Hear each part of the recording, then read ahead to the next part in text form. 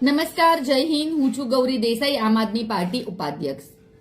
આજે ભારતીય જનતા પાર્ટીએ ફરીથી સાબિત કરી દીધું છે કે તે આમ આદમી પાર્ટીને જે જનતા તરફથી પ્રેમ મળી રહ્યો છે એનાથી કેટલી બોખલાઈ ગઈ છે.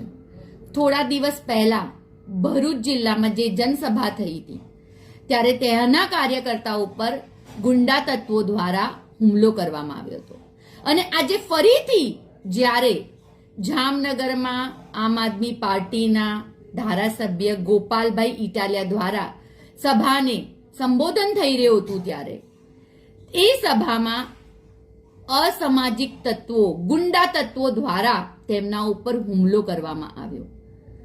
ખૂબ નિંદાની વાત છે આ કે કોઈ પણ સભામાં પોલીસ ત્યાં હાજર હોય, પોલીસની આંખની નીચે, પોલીસની દેખરેખની નીચે ગુંડા તત્વો આ સભામાં આવે છે, ગોપાલભાઈ ઉપર હુમલો કરે છે.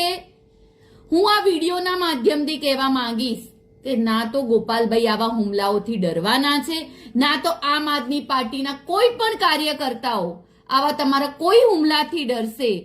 તમે કોઈ પણ આમ આદમી પાર્ટીના કાર્યકર્તાને ગમે તેટલા કેસો કરશો, જેલની પાછળ નાખશો, ગમે તેટલા હુમલા કરશો, પણ આમ આદમી પાર્ટીનું જે દ્રઢ નિશ્ચય છે, સંકલ્પ છે કે ગુજરાતની જનતાને, છેવાડાના માનવીને પોતાના હક અધિકાર મળે, આ ભ્રષ્ટાચારી ભાજપને ભગાડવાનું, ત્યાં સુધી આમ આદમી પાર્ટી છેલ્લા શ્વાસ સુધી, આમ આદમી પાર્ટીના દરેક કાર્યકર્તાઓ તેના છેલ્લા શ્વાસ સુધી ગુજરાતની જનતા માટે લડશે, તેના હક અધિકાર માટે લડશે.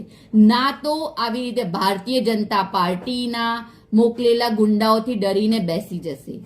જય હિન્દ, જય જય ગરવી ગુજરાત.